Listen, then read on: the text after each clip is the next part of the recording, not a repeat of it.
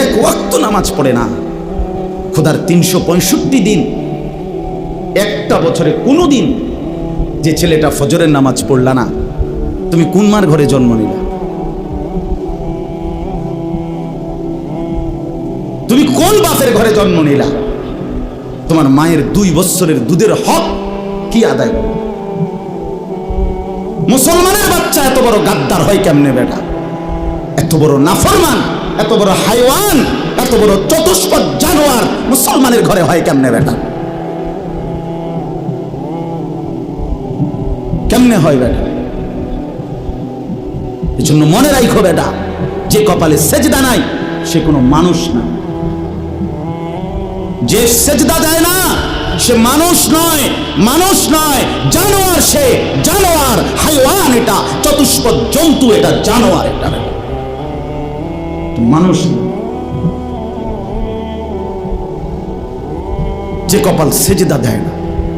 কেন আসলি বেটা তুই পৃথিবীতে বেটা?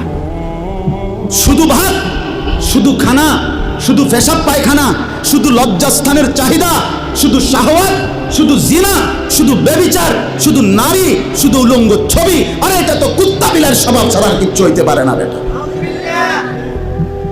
এ তো জন্তু জানোয়ারের স্বভাব হইতে পারে বেটা। মানুষের ঘরে মুসলমান, অথচ সে তার আল্লাহকে সেজদা করে না। তুই কি মানুষ হইলি বেটা? কি পড়ালেখা শিখলি যুবক? এই ছেলে কি পড়লি বেটা? কার জমিনে বড় হইলি? কার আসমানের নিচে রইলি? কি রে বেটা? আমরা চেহারা চিনি না? এখানে দাঁড় করাই এখন বেনামাজি। চেহারা দেখলেই তো চিনা যায়। বেনামাজির চেহারার মধ্যে তো কোনো দয়া মায়া থাকে না। বেনামাজির চেহারা তো নির্লজ্জ, বেহায়া, বেশরম, পাষাণ, দয়া মায়াহীন, এমন মনে হয়। এজন্য বন্ধু, নিজেকে আরেকবার ভেবে দেখো। তুমি মায়ের সন্তান, তুমি বাবার সন্তান, তুমি মুসলমানের সন্তান। এই কালেমা বড় দামি কালেমা। আমি 72 বছর বয়স্ক, 72 বছর বয়স বুড়া চাচা, এরকম একজন বয়স্ক লোককে গত আগস্ট মাসে কালেমার দাওয়াত দিছিলাম। উনি হিন্দু। 2.5 ঘন্টা ওনারে বুঝাইছিলাম, বলছিলাম, কিন্তু উনি এটা বলে যে ঈশ্বর অদ্বিতীয়, ঈশ্বরের কোনো অংশীদার নাই। আমি প্রতিমা পূজা করি না, উনি এই কথাটা বলে, কিন্তু উনি কালেমা। আমি বললাম, চাচা, আমাদের সাথে আরো আলেমা ছিল, চাচা আপনি এই কথাটাই বলেন, এই কথাটাই বলেন, এটাই কালেমা। আপনি যেটা বিশ্বাস করেন এই কথাটা মুখে বলেন না, কালেমা আরবিটা বলেন, লা ইলাহা ইল্লাল্লাহু মুহাম্মাদুর রাসূলুল্লাহ, এটা বলেন। কত অনুরোধ করলাম, কানসি পর্যন্ত, বিশ্বাস করেন চাচার মুখ দিয়ে এই কথাটা বাইর করতে পারলাম না। কয় না, আমি এটা পড়তাম না। তখন আমি আমার সাথীদেরকে বললাম, হ্যাঁ এবার 72 বছর বয়স্ক একজন মুরব্বী, 72টা বছর জীবন পার হয়ে গেছে, অথচ তার জবান দিয়ে একটাবার কালেমা উচ্চারণ করে না। আর আল্লাহ তাআলা সেই কালেমা আমাদেরকে কত হাজার বার বলার তৌফিক দিছে। কত বড় নিয়ামত, কত বড় সৌভাগ্য যে আমি এক মুসলমান মায়ের ঘরে জন্ম নিছি, আমি এক মুসলমান বাবার ঘরে জন্ম নিছি। আমাদের কি যোগ্যতা ছিল? আমাদের কোনো যোগ্যতা ছিল এখানে? শুধুই কার দয়া? এত বড় দয়া যে আল্লাহ করলেন, এত বড় মায়া যে আল্লাহ করলেন, নিজে আল্লাহ পছন্দ করে আমারে ঈমান দিলেন, ঈমানদারের ঘরে জন্ম দিলেন, মুসলমানের পরিচয়টুকু দিলেন, মুমিনের পরিচয়টুকু দিলেন। সেই আমি কেমনে আল্লাহর নাফরমানি করি? রাসূলুল্লাহ সাল্লাল্লাহু আলাইহি ওয়াসাল্লাম তিনি বলছেন যে আমি আসার পরে যদি আজ মুসা নবী জীবিত থাকতো, ঈসা নবী জীবিত থাকতো, নবীজি বলেন তারা দুইজনেও আমি মুহাম্মদের অনুসরণ করা ছাড়া তাদের কোনো উপায় থাকতো না। গোটা পৃথিবীতে আল্লাহর নবী সাল্লাল্লাহু আলাইহি সাল্লাম পরিষ্কার বলছেন, আমার আবির্ভাবের পরে আর পৃথিবীর কোনো ধর্ম নাই, ধর্ম শুধু একটাই। আমার মাধ্যমে আল্লাহ তাআলা ইসলামের নাম হিসাবে যেই কালেমা, যেই ধর্ম, যেই বিধান আল্লাহ দিয়েছেন, আগামীর ইসরাফিলের ফু পর্যন্ত এটাই বিধান, এটাই কালেমা, এটাই ঈমান, এটাই পরিচয়, এটাই জান্নাত লাভের একমাত্র রাস্তা। সেই পরিচয়টা আল্লাহ আমাদেরকে দিয়েছেন। আলহামদুলিল্লাহ, আমরা নিজেদেরকে মুসলমান বলি ভাইয়া। তো তুমি আমি মুসলমান বলো, ভোটার আইডি কার্ডের মধ্যে, জন্ম নিবন্ধন সনদে, পাসপোর্টে, সব জায়গায় আমরা নিজেদেরকে মুসলমান পরিচয় দেই, আমাদের ধর্ম ইসলাম আমরা লেখি। তা আমরা কেন সেজদা করব না? আমরা কেন নামাজ পড়বো না ভাইয়া? আমরা কেন রাসূলুল্লাহ সাল্লাল্লাহু আলাইহি সাল্লামের সুন্নাতের অনুসরণ করব না কেন? এর চাইতে বড় দুর্ভাগ্য আর কি? অনেক ছেলে, এই জন্য অনেক যুবক ভাই, সবার কাছে অনুরোধ করলাম ভাইয়া, আমার হাত জোর করা অনুরোধ, সেজদা করো, নামাজ পড়ো। সেজদা না করলে, কোরআন শরীফে আছে, সেজদা যদি না করে তো ইবলিস, তার পরিচয় 1 ঘন্টা আগেও তারে কোনো ইবলিস কইতো না, শয়তান বলতো না। তার নাম ছিল মুআল্লিমুল মালাইকা।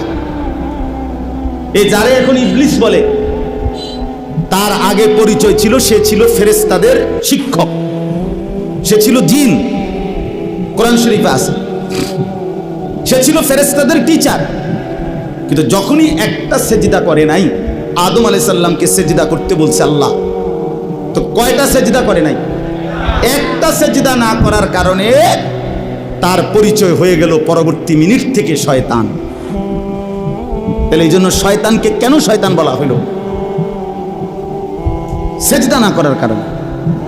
কথা বলেন না কেন? এই জন্য সেজদা না করলে শয়তান হয়,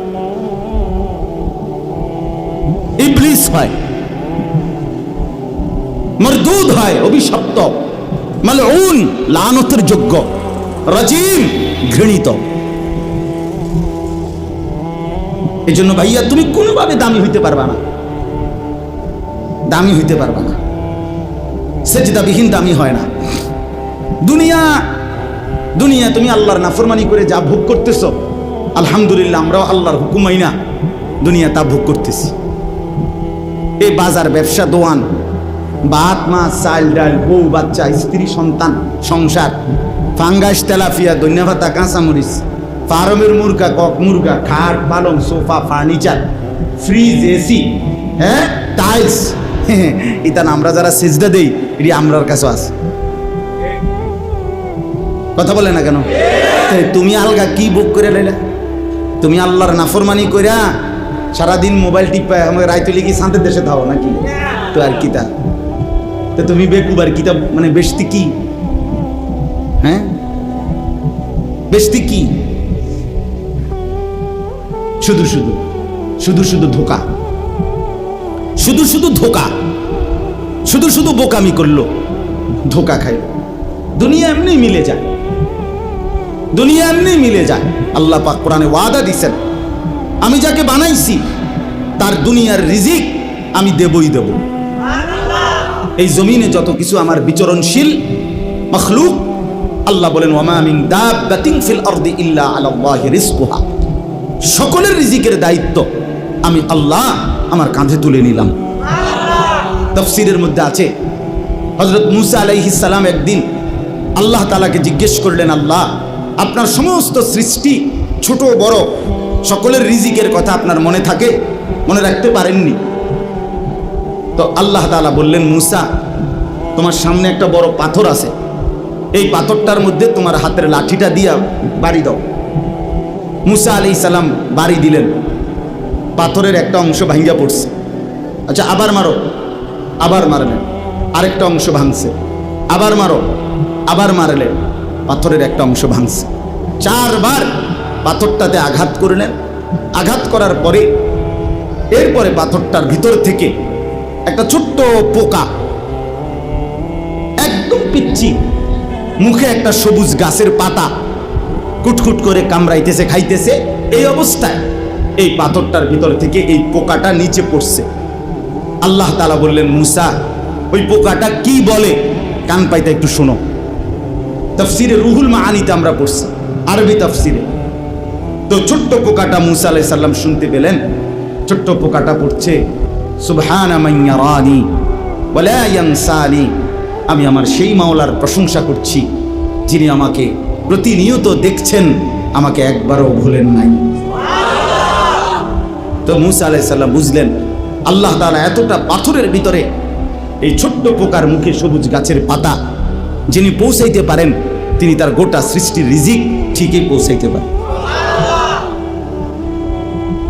এই জন্য বন্ধু আমার, বাপ আমার, সবার কাছে অনুরোধ করছি, আমি শক্ত কথা বলছি, রাগ হইয়েন না, বিবেক জাগাবার জন্য বলছি, ঝগড়ার জন্য বলি নাই। কেন আমরা নামাজ পড়বো না? কেন নামাজ পড়বো না? রাসূলুল্লাহ সাল্লাল্লাহু আলাইহি সাল্লামের ভালোবাসার দাবি, মহব্বতের দাবি এটা, আল্লাহকে সিজদা করা। রাসূলুল্লাহ সাল্লাল্লাহু আলাইহি ওয়াসাল্লাম ইন্তেকালের পূর্ব মুহূর্তে আম্মা জান আয়েশা রাদিয়াল্লাহু তাআলা আনহাকে ওনার বুকের মধ্যে মাথা রাখা অবস্থায় নবীজি ইন্তেকাল করছিলেন। এই ইন্তেকালের পূর্ব মুহূর্তে হযরত জিবরাইল এবং আজরাইল দুইজন ফেরেশতাকে সামনে রেখে আল্লাহ নবী সাল্লাল্লাহু আলাইহি ওয়াসাল্লাম আম্মা জান আয়েশাকে বলছিলেন, আয়েশা, আমি চলে যাচ্ছি আমার মালিকের কাছে, যাওয়ার আগে তোমার মাধ্যমে আমার উম্মতের জন্য আখিরি নসিহত, আমার উম্মতের জন্য আমার শেষ কথা, আসসালাত আসসালাত আসসালাত। আমার উম্মতকে বইল নামাজ ঠিক রাখতে, নামাজ ঠিক রাখতে, নামাজ ঠিক। আমার বাপ, কোনো বাবা যদি মৃত্যুর পূর্বে কিছু ওসিয়ত করে, সন্তান যত পাষাণই হোক না কেন, সে তার মৃত্যু পথযাত্রী বাবার ওসিয়ত পালন করে। তা আমাদের নবী সাল্লাল্লাহু আলাইহি ওয়াসাল্লামের আখিরি নসিহত ছিল নামাজ, উম্মতের নামাজ। তো সেই নামাজ যদি আমরা আন্তরিকতার সাথে পালন না করি, তো আমাদের নবীর সাথে আমাদের সম্পর্ক কই? রাসূলুল্লাহ সাল্লাল্লাহু আলাইহি সাল্লাম কোরআনের মধ্যে আছে, সূরা নিসার মধ্যে আল্লাহ তাআলা বলছে, বন্ধু, আপনাকে সামনে রেখে আপনার উম্মতের আমলনামা খোলা হবে।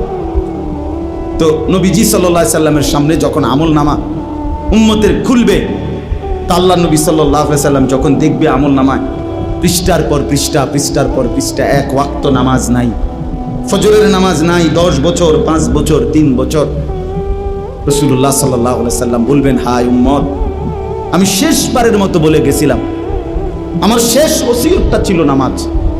তুই উম্মত আমার শেষ কথাটাও, আমার মৃত্যু পথযাত্রার সময় কথাটাও পালন করলি না।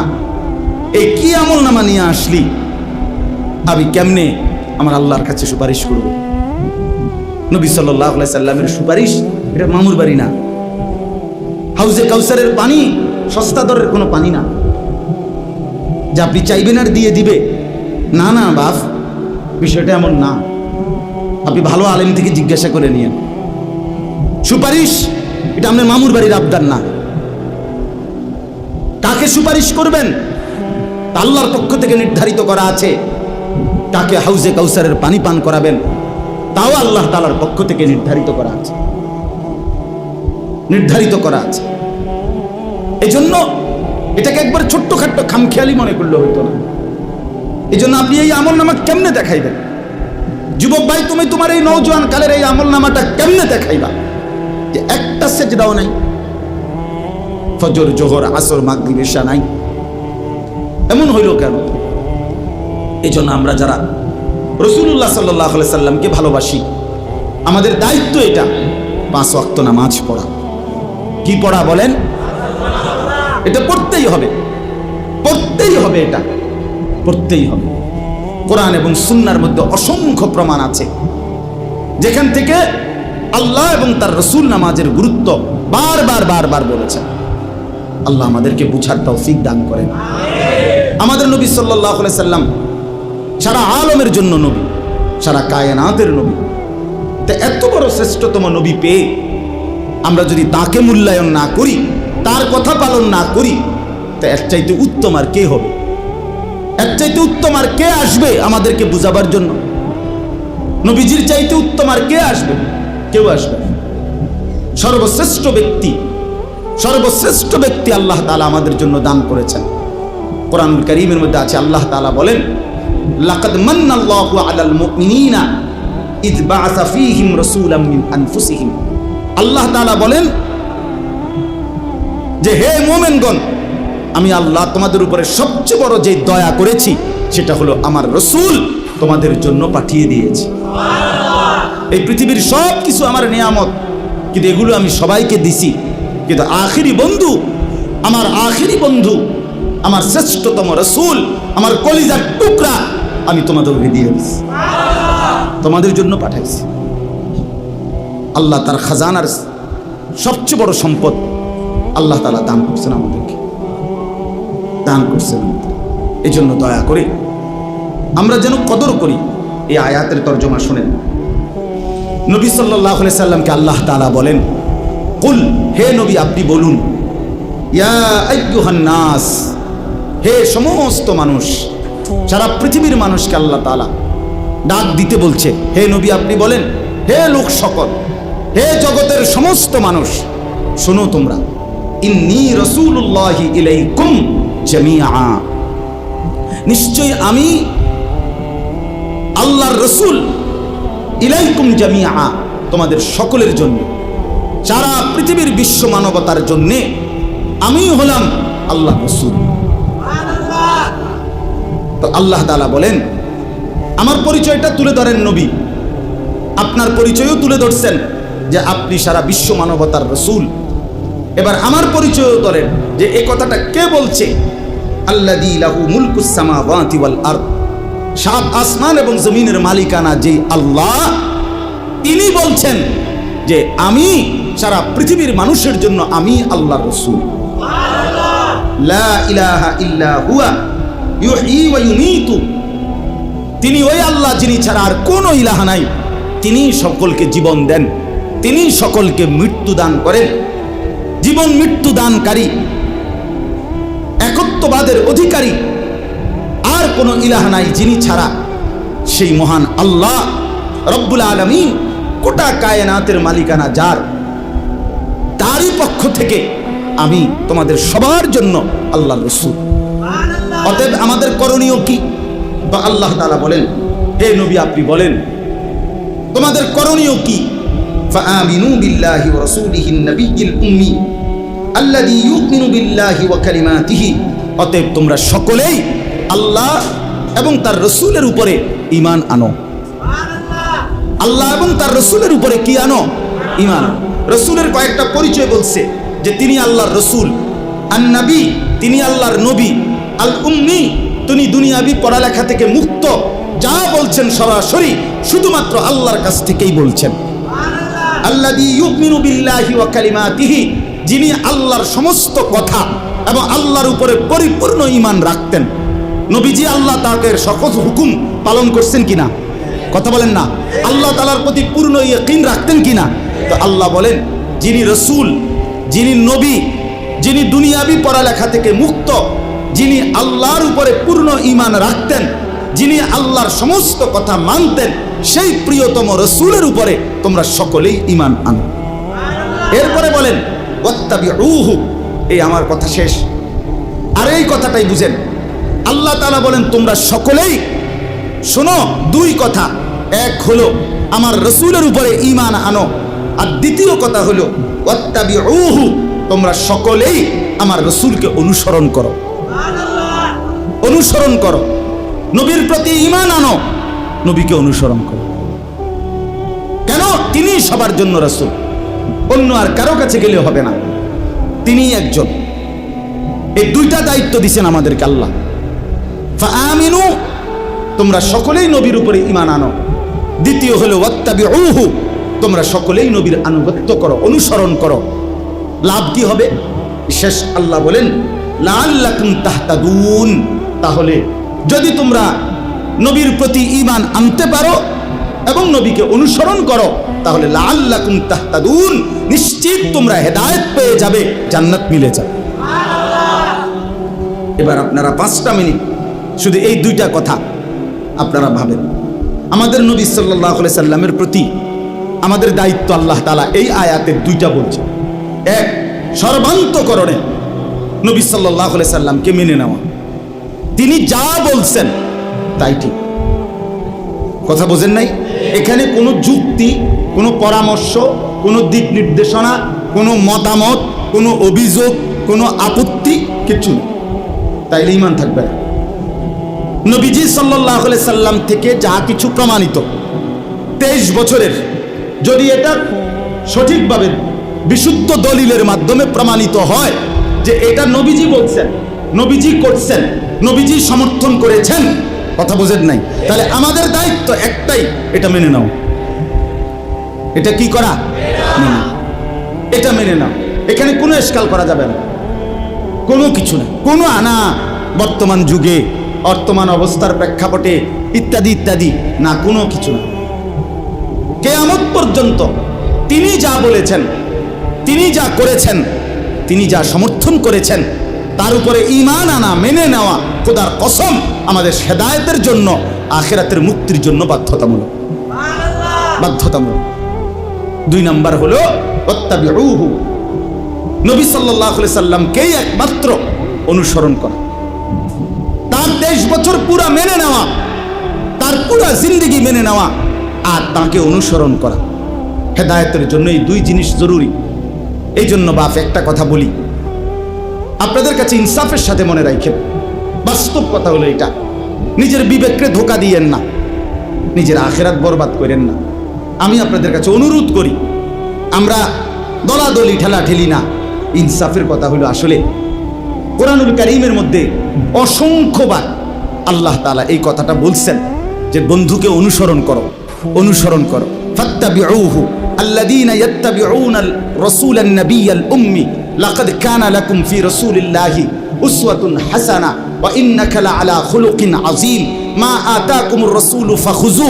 বারবার বারবার বারবার বারবার বারবার বারবার একটা কথা আল্লাহ বারবার বলছে, আমার বন্ধুকে অনুসরণ করো, আমার বন্ধুকে অনুসরণ করো, আমার বন্ধুকে অনুসরণ করো।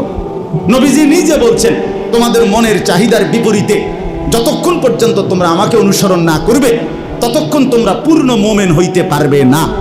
নবীজি বলছে, তোমরা আমার সুন্নাতকে আঁকড়িয়ে ধরো, তোমরা মাড়ির দাঁত দিয়ে আমার সুন্নাতকে ধরো। বিশ্বাস করেন, এই শেষ কথাটা বুঝেন। এভাবে বহুভাবে আল্লাহ তাআলা নবীজির জবান দিয়ে শুনাইছেন, নবীজি আমাদেরকে শুনাইছেন নবীজিকে অনুসরণ করতে, অনুসরণ অনুসরণ অনুসরণ অনুসরণ ইত্তেবা। অতএব একজন মুসলমানের রাসূলুল্লাহ সাল্লাল্লাহু আলাইহি সাল্লামের প্রতি ভালোবাসা, ইশক, মহব্বত, নবীর প্রেম, নবীর ভালোবাসা প্রমাণিত হবে। ইনসাফের কথা হলো এটাই, অনুসরণের মাধ্যমে। বিশ্বাস করেন, অনুসরণবিহীন ভালোবাসা হয় না, ভালোবাসা হয় না। ওই ভালোবাসা আখিরাতে টিকবে না, বিশ্বাস করেন। আল্লাহর দোহাই বললাম, শুধুমাত্র লাফালাফি ফালাফালি করলে, শুধুমাত্র ঢাকঢোল বাজাইলে, শুধুমাত্র সই হুল্লোড় হাঙ্গামা করলে, শুধুমাত্র বিভিন্ন আইটেম মুখরোচক মজাদার খাবার খাইলে রাসূলুল্লাহ সাল্লাল্লাহু আলাইহি সাল্লামের অনুসরণ, সুন্নাতের ইত্তেবা, নবীজির পদাঙ্ক অনুসরণ, এটা যদি আপনার আমার মধ্যে না থাকে, বিশ্বাস করেন হাসরের ময়দানে এই ভালোবাসা টিকবে না। দুনিয়া মিলে যাবে, আখিরাত মিলবে না, পরকাল মিলবে না। এই জন্য আজকে এই কথাটাই বললাম। এখানে আল্লাহ তাআলা বললেন যে তোমাদের 2টা দায়িত্ব, তোমরা আমার বন্ধুর প্রতি ঈমান আনবা, ওয়াত্তাবিউহু, এবং তাকে অনুসরণ করো, অনুসরণ করো। আজকে আফসোসের বিষয় হলো আমরা এই কথাটাই বুঝাইতে পারি না যে রাসূলুল্লাহ সাল্লাল্লাহু আলাইহি সাল্লামের সুন্নাতের অনুসরণের মাধ্যমে নবীজিকে ভালোবাসতে হয়। আপনি বছরের পর বছর কোনোদিন মেসওয়াক করলেন না, অথচ নবীজি মৃত্যু পর্যন্ত, কসম আল্লাহ, বুখারী শরীফের হাদিস, নবীজি ইন্তেকালের মুহূর্তে শেষ যখন দুনিয়া থেকে বিদায় নিবে, সেদিনও নবীজির হাতে, নবীজির আখিরি আমল ছিল নবীজি মিসওয়াক করছেন। আম্মা জান আয়েশা রাদিয়াল্লাহু তাআলা আনহা বলছেন, আমি নিজে মিসওয়াক চাবাইয়া দিছি নরম করে, নবীজি আস্তে আস্তে মিসওয়াক করছেন, এর কিছুক্ষণের মধ্যেই আল্লাহ তাআলার সান্নিধ্যে চলে গেছেন। তাইলে আপনি কোনোদিনও মিসওয়াক করলেন না, টুথপেস্ট, ব্রাশ আপনার কোনোদিন মিস হলো না, আপনি ব্রাশ করতে ভুললেন না, মিসওয়াক করতে মনে পড়লো, আপনি দস্তরখান বিছাইতে মনে পড়লো না, ডাইনিং টেবিল ভুললেন না, আপনি ঘরে ঢুকতে, বের হইতে, টয়লেটে, বাথরুমে, গোসলে, আপনার খাদ্য পানীয়, আহার, নিদ্রায় নবীজির সুন্নাতের কথা আপনার মনেই পড়ে না, আপনি পালনই করেন না, তাইলে বাবা এটা কেমনে আল্লাহ রসুলের ভালোবাসা হয়? আমি বুঝি না, আমরা বুঝি না বাপ। আমরা কত গালি শুনি, এরপরও আমরা বলি যে এটাই। তুমি আমগরে যাই বলো ভাই, ওয়াহাবি না শুধু, তুমি যদি ওয়াহাবির আব্বাও কও, তুমি যদি কও যে ওয়াহাবির দাদা, ওয়াহাবির শাস্তো ভাই, জ্যাঠতো ভাই, হুয়াতো ভাই, খালতো ভাই, তালতো ভাই, তাও কোনো সমস্যা নাই। আরও কোনো গালি থাকলে দিতে পারো, কোনো সমস্যা নাই। খোদার কসম আমরা বলেই যাব যে নবীজির সুন্নাত, নবীজির এক এক অনুসরণের মধ্যেই কেবল নবীজির ভালোবাসা নিহিত, এছাড়া হবে না। ভালোবাসা হবে না, নয় ভালোবাসতে হলে অনুসরণ করতে হবে, অনুসরণ করলে ভালোবাসা প্রমাণিত হবে, সোজা হিসাব। এজন্য রাসূলুল্লাহ সাল্লাল্লাহু আলাইহি সাল্লামের সুন্নাত তরিকার বিরোধী হইয়া আপনি নবীর ভালোবাসা কবরে হাসরে প্রমাণ করতে পারতেন না বাবা। শুধু লাফাইয়েন না, আবারও অনুরোধ করছি, 60 বছর বয়স, এখনো বিড়ি খানার অভ্যাসটা ছাড়তে পারলেন না, আপনি নবীকে ভালোবাসেন না।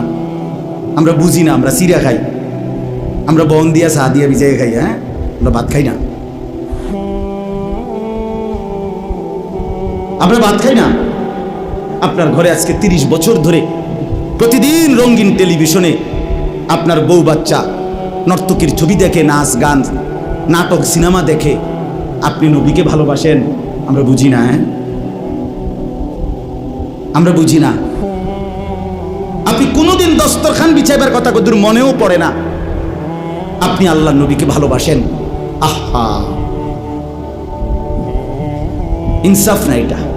এই জন্য আপনাদের কাছে অনুরোধ করছি, সবার কাছে বললাম, এখানে এটা ধাক্কাধাক্কির বিষয় না, এটা গালিগালাজের বিষয় না, এটা আখিরাতের বিষয়। দুনিয়া আমার কাছেও আপনাদের হিসাব না, আপনাদের কাছেও আমার হিসাব না। কিয়ামতের ময়দানে আমি হিসাব নেব না, আপনি নিবেন না, আমরা প্রত্যেকেই আল্লাহর কাছে হিসাব দিতে হবে, আল্লাহ তাআলার কাছে এটা বুঝাই দিতে হবে। আল্লাহ বলবে, বান্দা আমি আমার বন্ধুকে অনুসরণ করতে বলছি। আচার ব্যবহার, চলা ফেরা, হাসি কান্না, রাত দিন, সকাল দুপুর, সকল বিষয়ে, ঘর পরিবার, স্ত্রী, সংসার, বাজার, ব্যবসা, দেশ জাতি, রাজনীতি, সকল ব্যাপারে আল্লাহ নবী সাল্লাল্লাহু আলাইহি সাল্লামের এক এক সুন্নাতের অনুসরণ, খোদার কসম এর মধ্যেই আমাদের ভালোবাসা নিহিত, আখিরাতের মুক্তি, আমাদের হেদায়েত, আমাদের জান্নাত এর মধ্যেই নিহিত। এই জন্য আমার কথা রইল এতটুকুই। সাহাবায়ে কেরাম এটাই বুঝতেন, সাহাবায়ে কেরাম নবীজিকে অনুসরণ করতেন, আর এই অনুসরণের মধ্যে ভালোবাসা প্রমাণ দিতেন। এই জন্য আজকে আফসোসের বিষয়, অনুসরণকারী যারা একটা একটা সুন্নত ধরে ধরে যারা পালন করে তাদেরকে গালি দেওয়া হয়। তাও আবার এমন মজার বিষয় যে গালি হিসাবে যে শব্দটা নির্বাচন করছে ওয়াহাবি, এটা কোনো গালি না। মানে আমার ছেলেরে একবার আমি ছোট্টবেলায়, একটু ছোট থাকতে আর কি, তার পায়ের ডানে বামে আপনার সে গজল, আরে একটা সূরা কইতে কইছি মাদ্রাসার অনুষ্ঠানে, সে বলে না মাইক দিয়া, তা আমি তার পায়ের দুই পাশে দুইটা বাড়ি দিছি আর ফ্লোরে বেদ দিয়া, ইচ্ছা করেই তার পায়ে দেই নাই, এরপরও কয় না, হ্যাঁ, পরে ছেড়ে দিছি।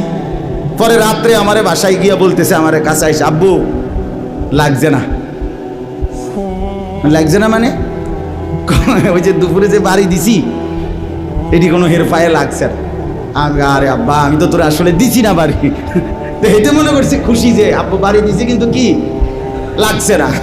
তা আমিও অনেক সময় বলি যে আপনি যে করে গালি দিলেন, লাগছে না, আমরা গায়ে লাগছে না। কারণ ওয়াহাবি এটা গালি না, এটা আল্লাহর নাম। এটা কার নাম?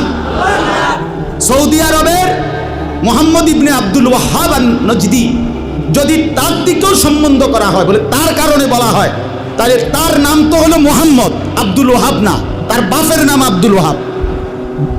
আকীদা নিয়ে যার লগে সমস্যা, তার নাম হলো মুহাম্মদ। কথা বোঝেন নাই আমার? সৌদি আরবে এই ওয়াহাবি বলতে যারা বলে, আপনি জিজ্ঞাসা করেন, এমনি তো মানুষ বুঝতো না, যারা আলেম তারই জিজ্ঞাসা করেন, মানে এই কথা বলে আপনি কারে বুঝান, কার দিকে সম্বন্ধ করেন? তো বলবে সৌদি আরবে একজন ব্যক্তি ছিল মোহাম্মদ ইবনে আব্দুল ওয়াহাব, তার অনেক আকীদার সাথে আহলে সুন্নাত ওয়াল জামাতের আকীদার বিরোধী। তো এর কথাটা বলার জন্য বলে, তো ওর নাম তো ছিল মোহাম্মদ, আব্দুল ওয়াহাব না। তাহলে গালি তো দিলে, তার দিকে ফিরাইলে তো তার নাম তো মোহাম্মদ, উনার নাম।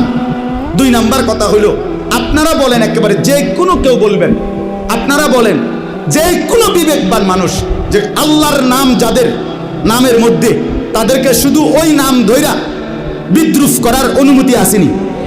ওই যে মালিক, খালেক, সাত্তার, জব্বার, এরকম অনেকের নামের মধ্যে থাকে না, আব্দুল মালিক, আব্দুল খালেক, আব্দুল সাত্তার, আব্দুল জব্বার, আছে না নাম এরকম? তো ওইখানে শুধু এই মালিক, খালেক এইটারে বিদ্রুপ করে বলার অনুমতি আছে? কেন নাই? কথা বলেন না কেন, কেন নাই? এই খোদার কসম, এই ওয়াহাব এটাও তো আল্লাহর নাম। আব্দুল ওয়াহাব মানে ওয়াহাবের বান্দা। সমস্ত হুজুররা দোয়া করে, রব্বানা লা তুজিগ কুলুবানা বাদা ইদ হাদাইতানা ওয়া হাব লানা মিন লাদুনকা রাহমা ইন্নাকা আনতাল ওয়াহাব। আপনি ওয়াহাব, আল্লাহকে বলে, তা কোরআন শরীফে শিখানো আল্লাহর নাম হলো ওয়াহাব। তাহলে আপনি ওয়াহাবি বলে যদি কাউকে বিদ্রুপ করেন, গালি দেন, তো কার নাম ধরে আপনি গালিটা দিলেন? তো নিজের ক্ষতি কেন করলেন?